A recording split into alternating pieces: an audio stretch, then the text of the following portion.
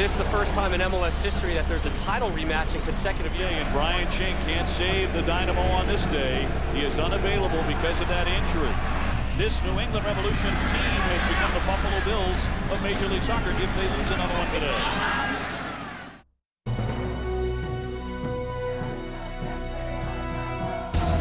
The Cup returned to RFK Stadium in 2007, as did the New England Revolution at Houston Dynamo in an unprecedented back-to-back MLS Cup rematch.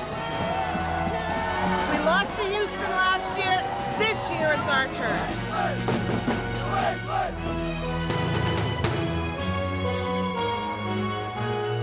Steve Nicol, 3 times before he has taken the Revolution to the MLS Cup. 3 times he has come away deeply disappointed.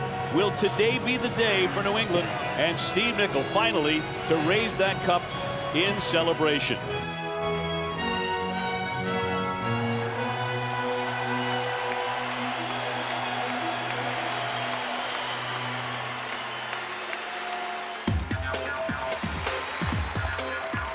Tons of storylines in this game.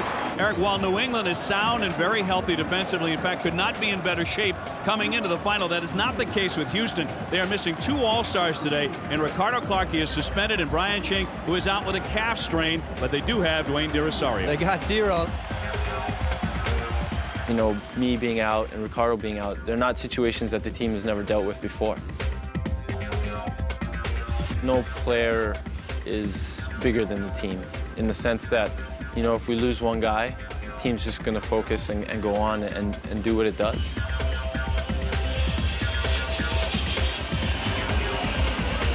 Guys have to step in and guys have to step up. And we had guys in place, you know, we had guys that were hungry to taste the MLS Cup.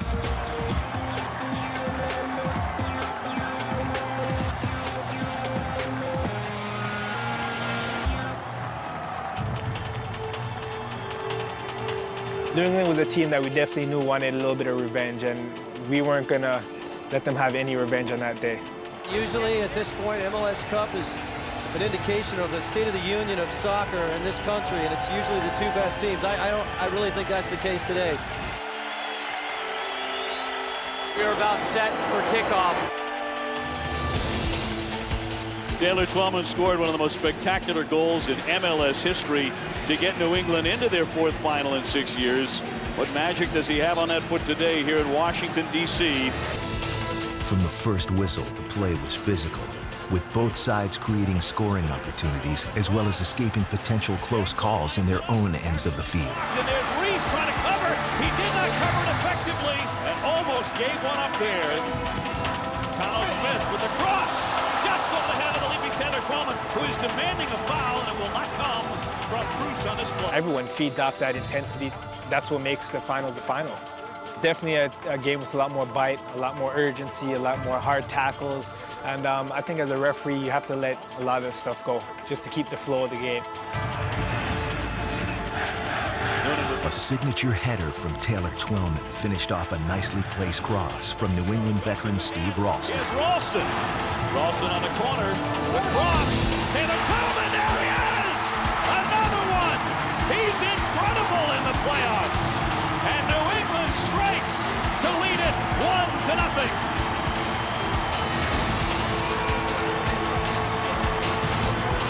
He has become a big game goal machine and has now scored in 6 of his last 7 playoff games. And there's no, you know, watch, they're going to under-celebrate this one. They've learned their lesson. Don't over-celebrate, because this team will come back and bite you. It happened last year, but how about the run he's on right now? And that's it. We are at the break. We didn't play well in the first half. To give New England credit, I thought they were fantastic, and they took it to us, and thoroughly deserving at halftime for us to be down 1, if not maybe 2. We looked like a team that was confused and far from where we were the year before. We are set for the second half, and we are underway. Houston came out hard and physical in an attempt to turn the tables on the Revolution.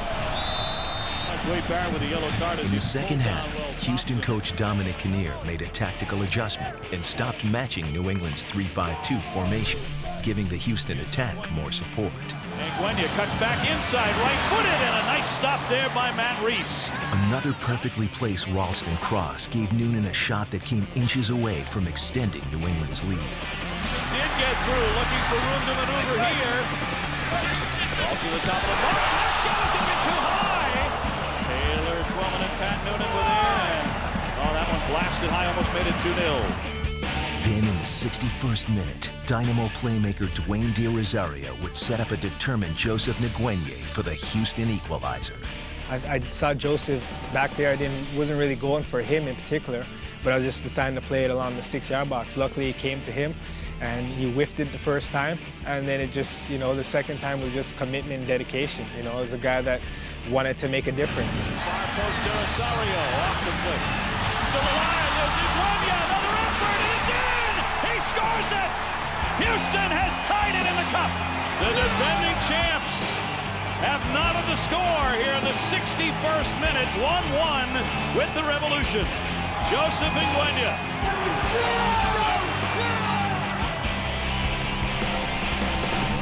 That goal definitely, again, changed the game, that moment, because if you look on their faces, you saw it's like, oh, here we go again.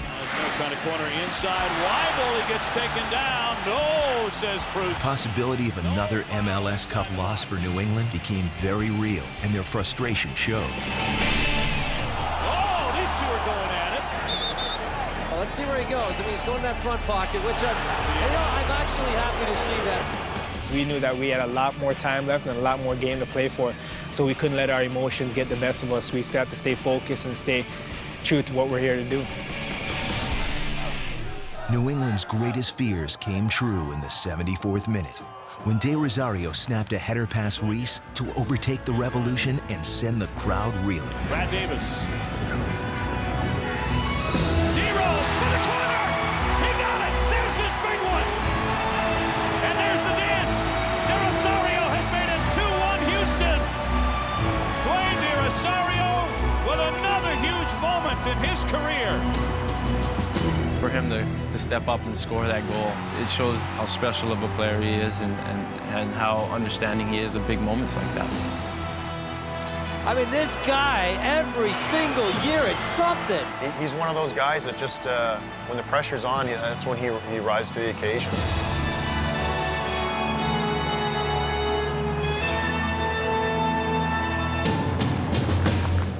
For the remaining minutes, New England came at Houston with everything they had.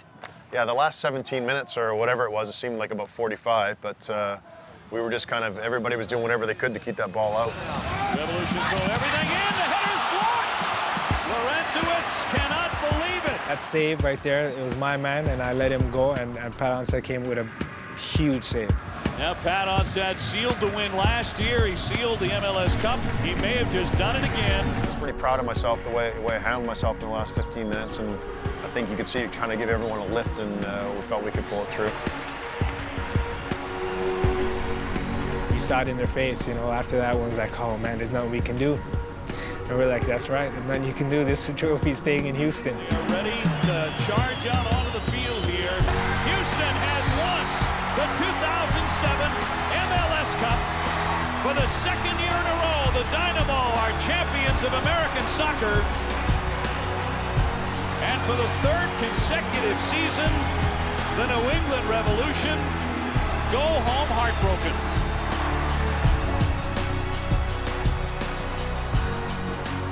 When guys go into the final, we don't see any other outcome but us somehow holding the trophy at the end of the day. And that was a great example of a team that somehow just gutted out a win against a very good team against New England.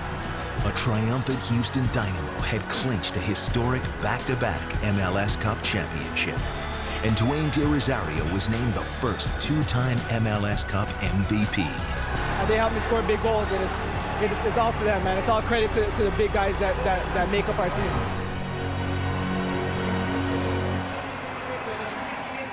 MLS Cup is everything. It's the big day. It's the grand finale. It's a special moment. Sometimes words kind of explain the feelings that you get. It runs through your body. The anticipation, the anxiety, and just the whole rush of the whole event is it's tremendous.